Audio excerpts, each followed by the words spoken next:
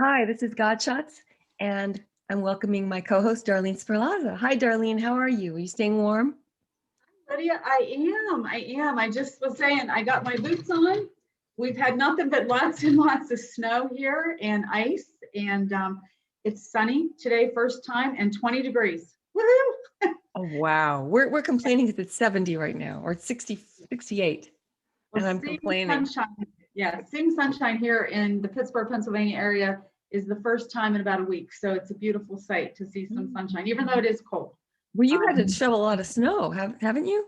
oh, every day since like Christmas Eve. This has been a record-breaking snowfall year for us here. And I'm certainly ready for sunshine, I can tell you. Sunshine in springtime. A lot of my relatives live in Texas, and their pipes froze, and they all moved to one of the cousins' house. And then I read the news that a little 11-year-old boy died of Oh, of hypothermia in his mobile home, covered with blankets, and next to his little 3-year-old stepbrother, and I couldn't stop crying. And I've been in deep prayer for 2 days over this. It's just I'll tell you, unbelievable. Texas is being hit hard, and they don't have the equipment. I mean, they're not used to that kind of weather, so this has been a real shock to their systems. And Yeah. yes, we've all been praying for Dallas and Houston and all the victims in Texas that are going through this, because I have relatives down there too, and pipes are breaking everywhere, and there's no plows for the roads, and so very Oh, that's difficult getting weird. around. Yeah, yeah. So Because even in Scandinavia and Antarctica, they have weatherized all kinds of energy, and you can keep fire hydrants with the right sodium solution so they don't have freeze up. mhm, So sad. I mean, they should have known this. But yeah. anyway, all we can do is hold good thoughts for them and just pray that no more deaths happen. That's Apparently, a family went into their garage and sat in their car and left the motor on, and they all fell asleep. oh, They get warm and they're gone. carbon monoxide. Yes. Well, that kind of brings us into the topic of what we're going to talk about today in God Shots, which is everyday God Shots. Yeah. And, when we're going through these tragic moments or chaotic moments, if you will, if we can slow down enough to pay attention, there's always God Shots in the mix. Right. And I know that's easier said than done. But as I was preparing for this particular podcast, I was looking back through all of the God Shots over the years to see maybe people don't recognize them because they're so intertwined in what the activities that are going on at the moment. They miss the nuances that God puts right in front of them. And here's an example for me of an everyday God shot.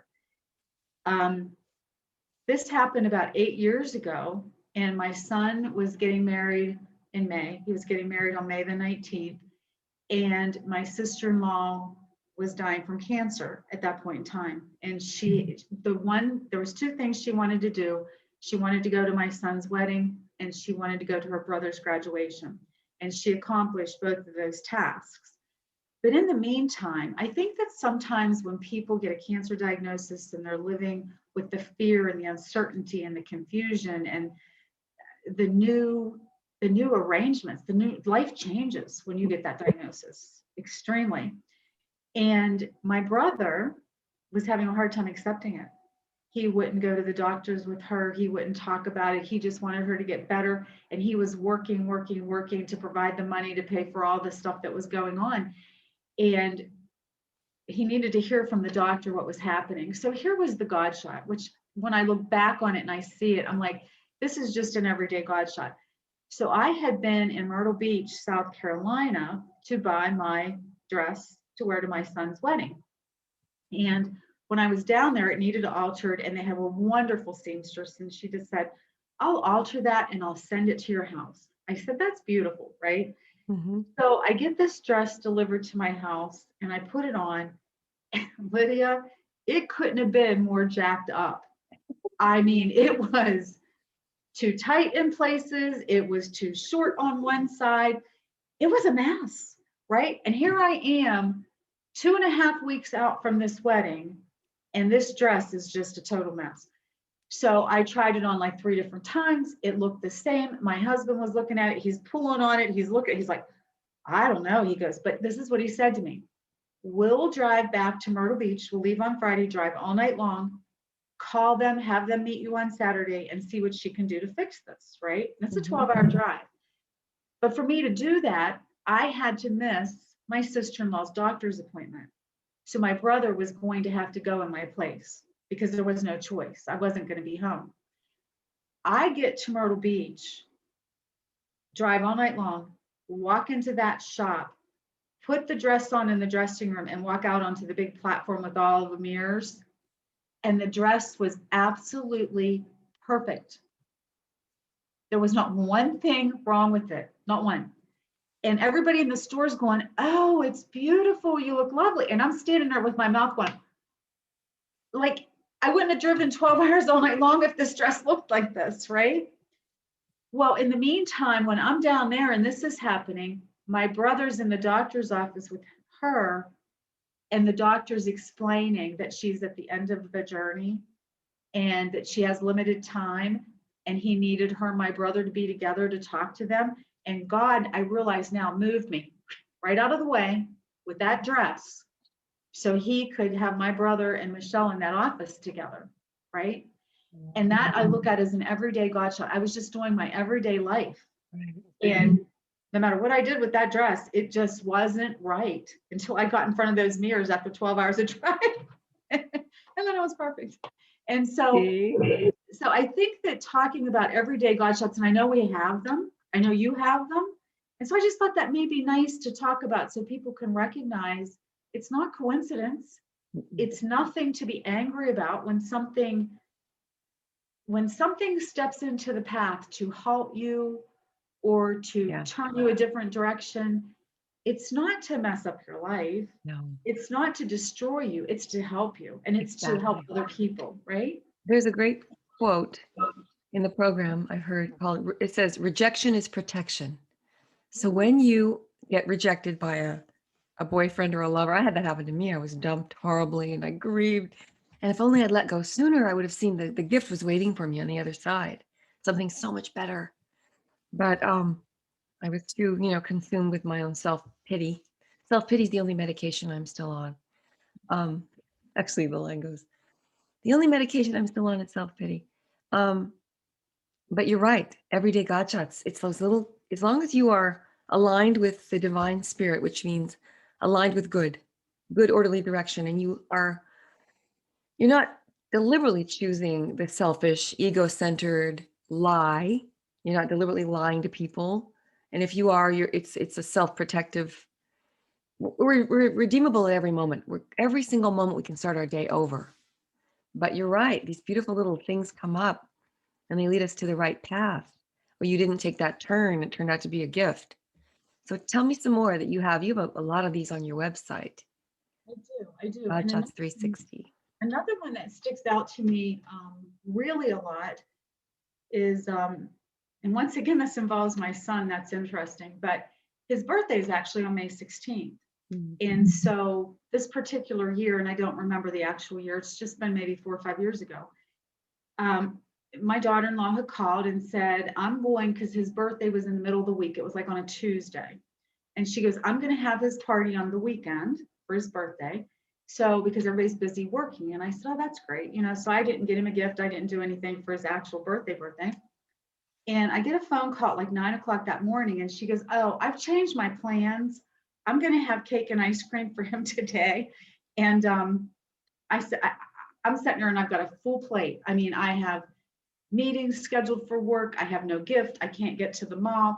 I got all this stuff. And, like I hang up the phone and I'm like, oh, for heaven's sakes, like you just get a little bit like, like it's supposed to be this weekend. And so now I'm calling my boss. I'm calling people. I'm changing schedules around so I can get to the store, so I can get him a gift, so I can be over there by 5 o'clock when she has this plan, right? Lydia, the whole entire day, I was like pretty jacked up about that. I was just like, this is really it was all about me. Like that whole saying that Joyce Myers goes, what about me? What about me? What about me? And it was just like, you're ruining my plans. I have to change things, but okay, I'll be there. So I go over to this party at 5 o'clock and I make it with gift in hand and I'm all happy to be there. And I'm getting ready to leave. And it was probably like 6:30 and it's May and it's nice and people are cutting grass and doing things. And I walk out of their house to get in my car. And I used to live in this neighborhood, so I know all the neighbors. And one of the neighbors stopped me and said, "Hey, can you go down the street and check on Joe?" And I said, "Yeah, what's the matter with Joe?" Because I knew Joe. I said, "We don't know. He was cutting his grass and he's just not feeling good." Mhm. Well, immediately I think he's at the right age to be having a heart attack or some cardiac issue, cutting grass. And so I walk down and I ring his doorbell and he answers and he has a towel wrapped around his neck. And I'm like, "Hey," I said, "what's up?" I said, "Alicia asked me to come down and look at you because I am a practitioner. And I don't know if the viewers know that, but I am. And I always keep, equipment in my car. And so I go down and I take his blood pressure and it's good. And I take his pulse and it's good. And I'm looking at him and he looked okay. I'm thinking, so he's like, "I'm fine." He goes, "I think I just got hot. I think I'm tired." And his wife wasn't home just yet. So about 5 minutes into assessing him, I'm not seeing anything, but internally, there's just something that wasn't setting right with me. So his wife comes home and she goes, "Well, what are you doing here?" And I told her, and he's like, "I'm just going to lay down on the couch. She's going to fix dinner. We're good. You can go ahead and go. Thank you for coming." Right. And Lydia, I stood there and I said, I said, "I'll tell you what." I said, "You guys can either come to the hospital with me or go to the emergency room and I'll follow you." I said, "But you need to go over to the ER." And I used to work in the ER. And I've never done that to a neighbor or anybody, right? And so they're looking at me and I said, "I'm not kidding." And she goes, "What's my options?" I said, "I'll call 911 and have an ambulance come here." Never done that. So she's like, "Okay, okay, fine. We'll go to the emergency room." So I follow him over to the emergency room, walk in. I know the doc that's on duty. He's like, "What's up?" So I tell him, "I've assessed this guy. I'm not really finding anything, but something's not setting right here." So he sends him for cardiac workup, sends him for a CAT scan. The minute that guy was, his name was Joe, was brought back into his little cubicle in the ER, I looked at all of his vital signs and I saw everything was completely out of whack. And I went, he was having an aneurysm. And the doctor came running in, said, "I've already called Life Flight," started pounding some medications on board for him. He was in surgery within an hour. And that ER doc looked at myself and my friend that was there with me, that was her husband, and she's crying. She goes, "I don't know what's happening." And I said, "Help me get his jewelry off." I said, "We've got to get him out of here. The helicopter's coming to fly him into surgery to Pittsburgh Hospital." And then I drove her to Pittsburgh. Now her husband's already in surgery and they saved his life. He has no residual effect, right? And it all started because the birthday party switched to get me into that neighborhood to be available to help him. Oh my And God. when I get cold chills. Like he says to me all the time when we see each other, he goes, "You were my guardian angel." And I'm like, never before have I said that to somebody and never again since. But it was just the most interesting unfolding of events. And it taught me that when something changes in your life, go with it. It's God. If it's odd, it's God. It's not, this. I always looked at it as a burden. Oh, she's changing the party from Saturday to Tuesday, and that's a Oh burden my. for me, right? But really, it was because God needed me in a certain place at a certain time. Oh my God. I'm so grateful to hear this. This is Yep. giving me those chills that I always get when I hear a real God shot like that. Oh my goodness.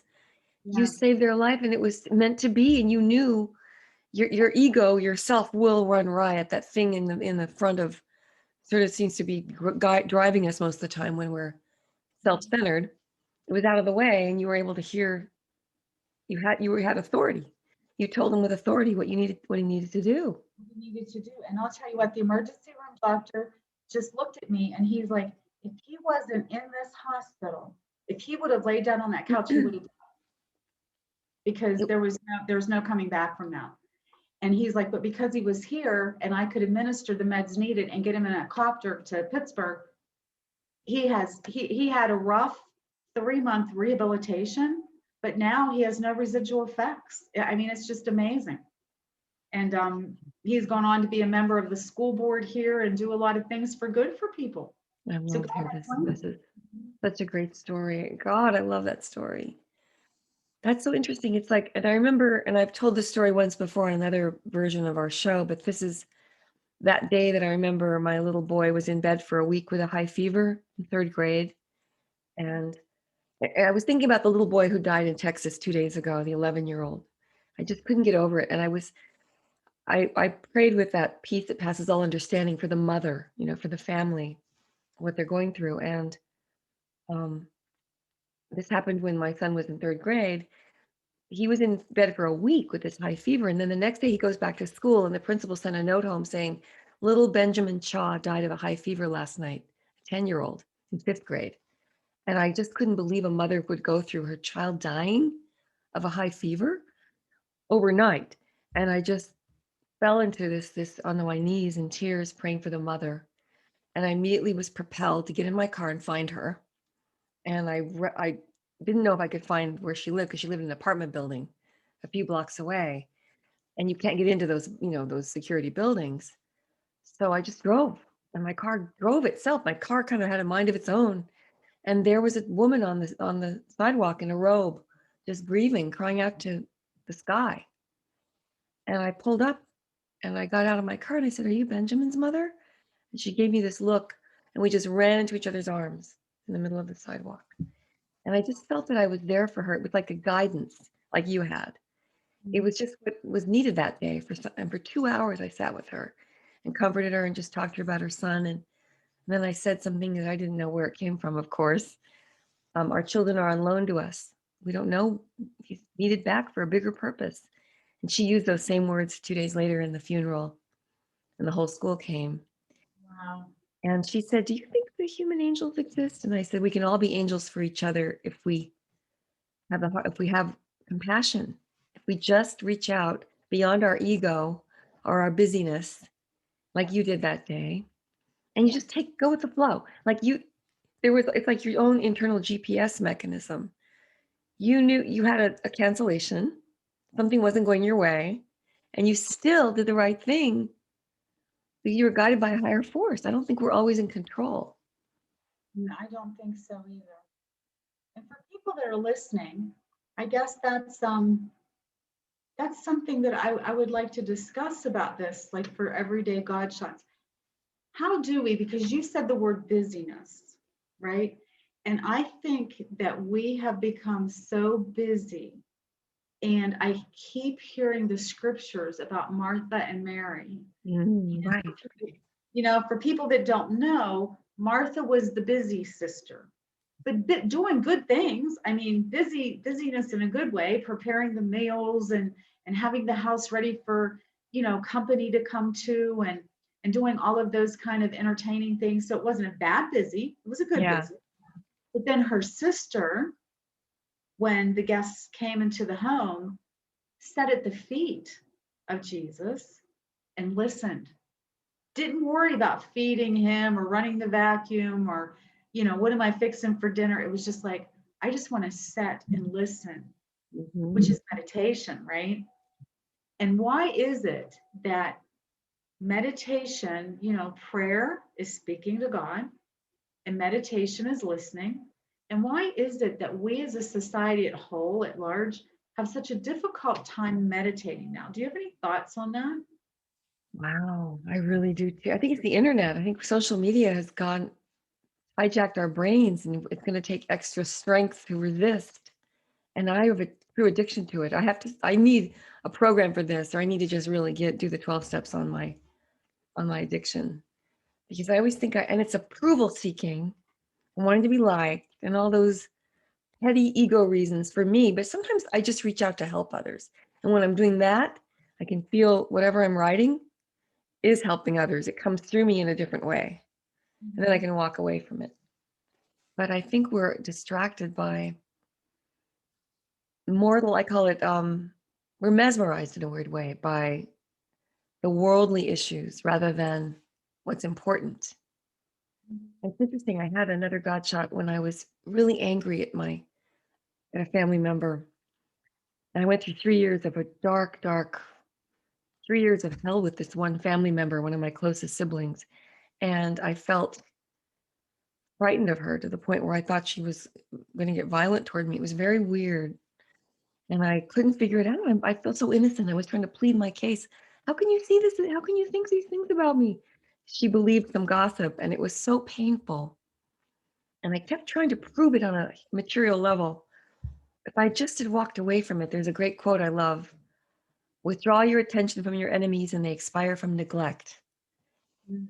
So I was riled up by some angry moment, and I immediately went outside and just walked it off and said, God, show me the highest thought. Give me the highest reaction. How do I respond to this terrible thing she just said? And I was going to call her and I was going to say something. And I would have been righteous, self-righteous. I would have been right. But I heard this. I said, I'm going to give her a piece of my mind. And I heard this: love her to pieces. I heard it loud and clear in my love her to pieces. Oh, I forgot. Yeah, love my enemy. Right now, the only enemy I really have is in my head. And I did restraint of tongue and pen. I didn't. I love that concept. Don't always react out of your first moment of anger. Don't write them a note or an email. Don't call people when you're angry. And I let it sit, and I just started loving her. And that started an 8-month prayer vigil of loving her. Without ever confronting her, it's all turned around completely, completely right now. I mean, I'm not dealing with some of the issues that I'm still angry about, but I'm really going to trust the universe, God, love, to take care of them for me. Yeah, and I think that happens. And, bringing up this, what you're saying, just allowing God to be in control. And on my wall, I think I can move this so you can see it. No, that says, oh, here it is. Wait a minute. I got to go higher. I don't know how to do it. Oh, there it is. Can't make it happen. Anyway, it says be still. Sorry. I'm terrible at trying to focus in on things. Sorry for anybody that's watching this. But anyway, I have this wall in my office where I keep things that say, be still with God, all things are possible. And the be still part. And so the reason I'm even bringing this up is because I was in a meditation about a week ago. And as I was coming out of the meditation, I felt almost paralyzed. Like I hadn't really gotten anything that I could recall, but I felt almost paralyzed. And I was just sitting there, just trying to get back into, my body and back into the way, normalcy. And I heard a very quick, be still and know that I'm God, which is Isaiah 46:10 out of the Bible. And I knew the scripture, right? And then there was a caveat that said, look up the word be still. Look up the word still. And I thought, okay. So I got the dictionary and I looked up the word still. Now, I always thought to be still meant don't move, be still, right? But when you look at that word and you look it up, it means silent too. Be silent and know that I'm God, which is basically what you just said. Just allow God to come in and talk. And we don't have to say much. And over the course of the past 10 days, when I've encountered situations that I wasn't sure what to say or what I was going to say was going to harm the situation or help it, I didn't know. And that saying would just come in, be still, and be silent. And so I would go, don't know. And I didn't say anything. And my life became a lot less chaotic. There wasn't as many fights or tension moments or all of that bickering that you can get when you have an opinion. I just had no opinion. I can't hear you.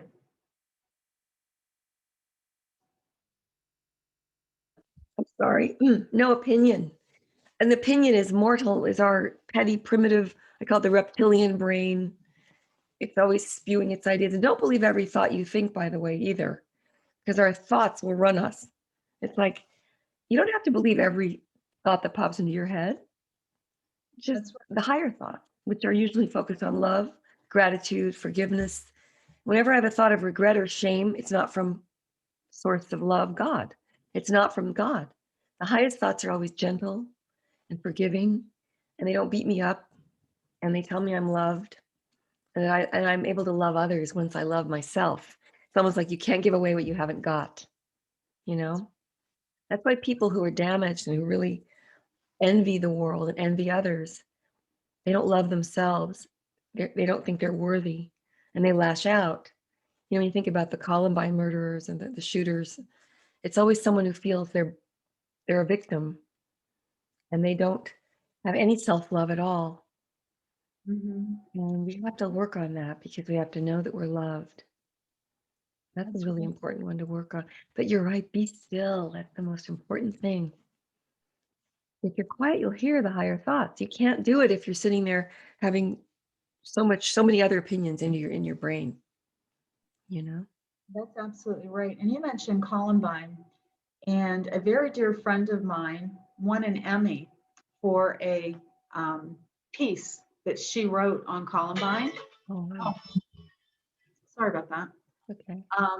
But a piece that she had written on Columbine, and shortly after because she was, I don't know what when somebody writes if they're called an author or A just a writer. journalist or a Journalist. Thank you. journalist, Yeah, yeah. that was her degree, and that's what she did. And she spent months like going over the carnage of Columbine and doing it and reading it and reading it and looking at it and looking at it to write this article. And she actually won an Emmy for it. And after she did, all of that she had looked at and witnessed and read about and researched, she closed it down and she's now a minister because she recognized that the important piece is the higher self, going Mm, higher. right. And this negativity and this destruction and all of the lower stuff that can happen, she said it really took a toll on her. And she just needed to get back to a place of happiness, joy, freedom, love, everything that you're talking about. And I think a lot of folks today are really struggling because we've had a rough year, Yeah. had a very rough year, all of us. But Einstein even said, he said, no problem can be solved at the same level it was created on. So I look at it like this: you can't fight fire with fire. You can't cure alcoholism with more alcohol and drugs. It's like a replacement patch. You can't cure a war with bombs. You can't. For diplomacy is a, you have to go to a higher solution, either diplomacy in the case of war, because you'll bomb yourself to smithereens, each other to smithereens, if you do tit for tat. You stay at that same level, and you can't.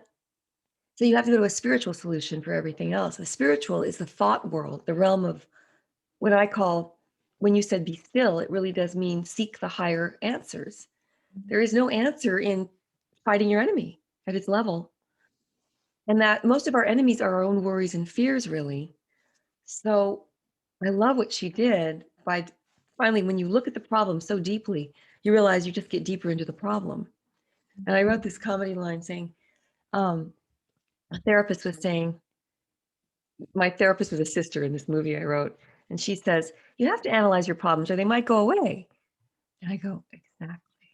You have to rise above the problem, look away from the problem, but you have to replace it with something more beautiful and actually depend on this beautiful universe that created all this love and beauty. Zebras, a peacock, a giraffe. I mean, come on. This is Yeah. the most abundantly beautiful universe. And we're always looking at the problem. And a washed pot never boils. And I've tried it. I actually washed a pot one day and it didn't boil. Never Anyway, done that, but that's awesome. That's really awesome.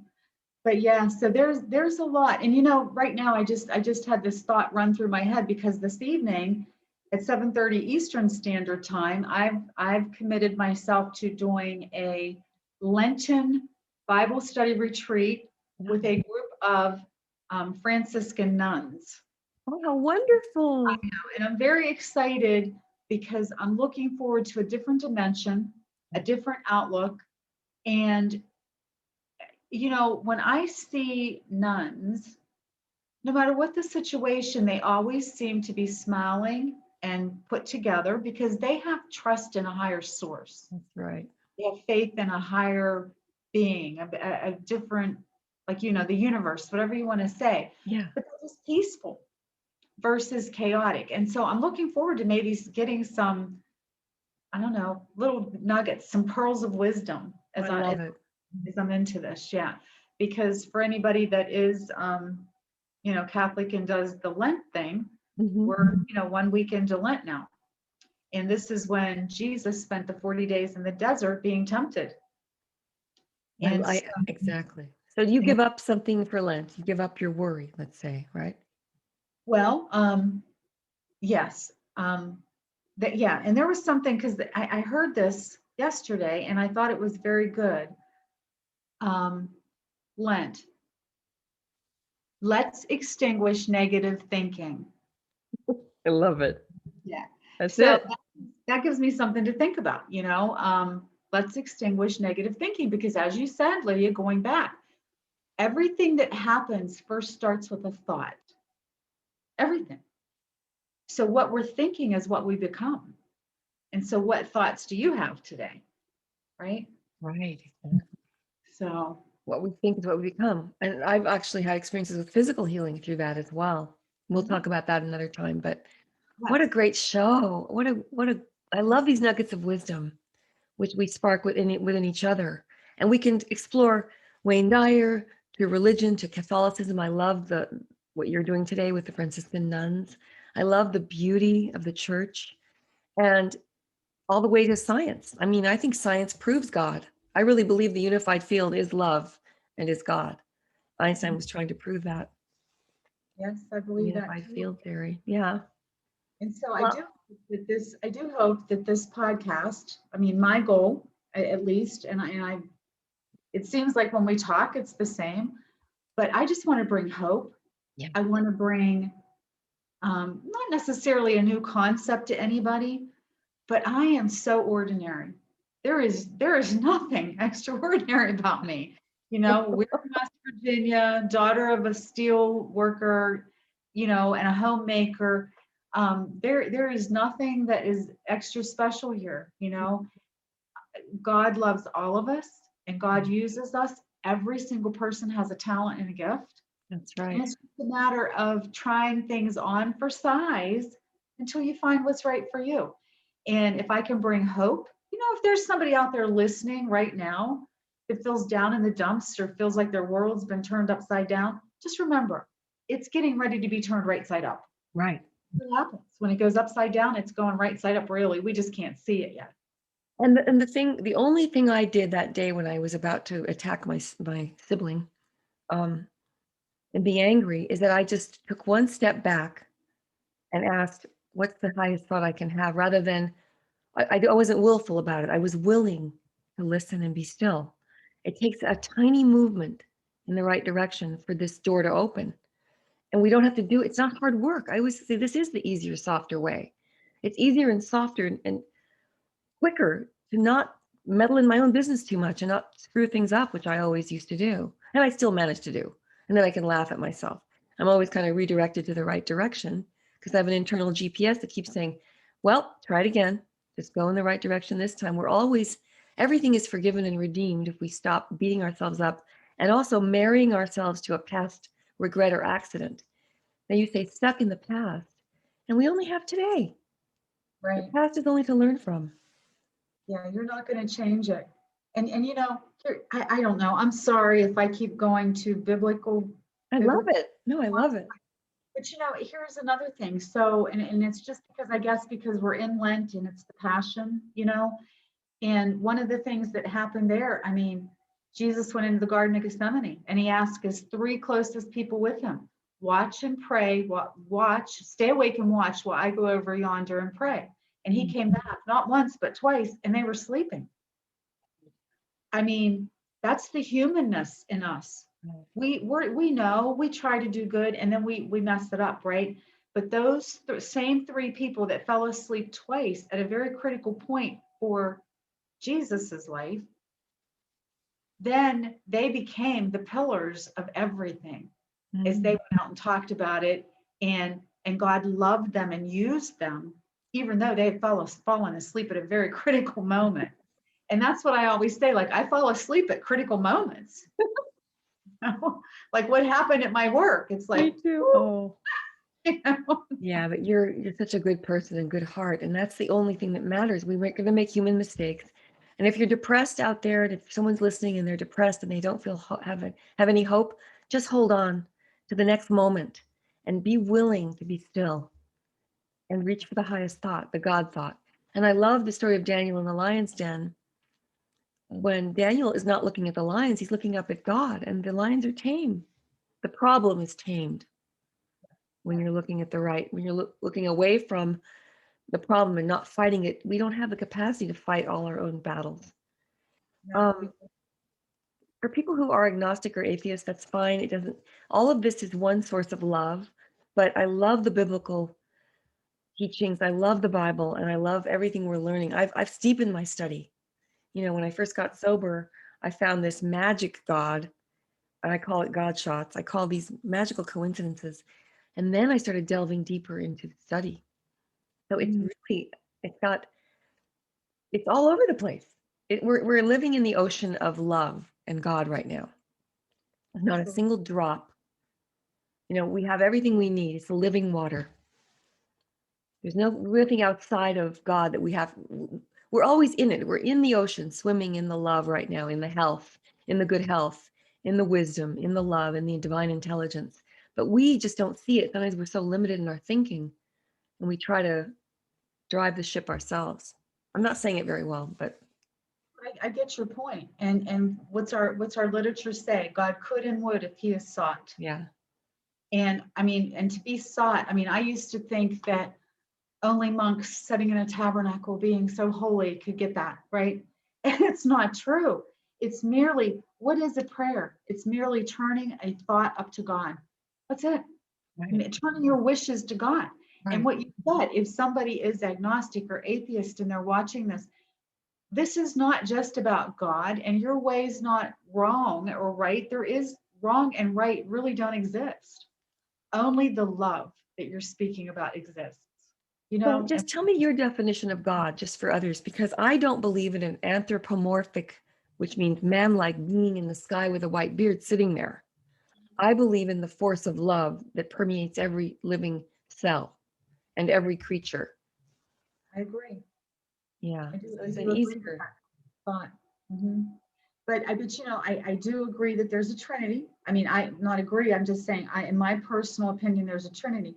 But I think what Mhm. goes deeper for me is when I came into the rooms of Alcoholics Anonymous, I was highly indoctrinated into religion, which was scaring me because I was so fearful that I had done bad and wrong and could never get on the right side again.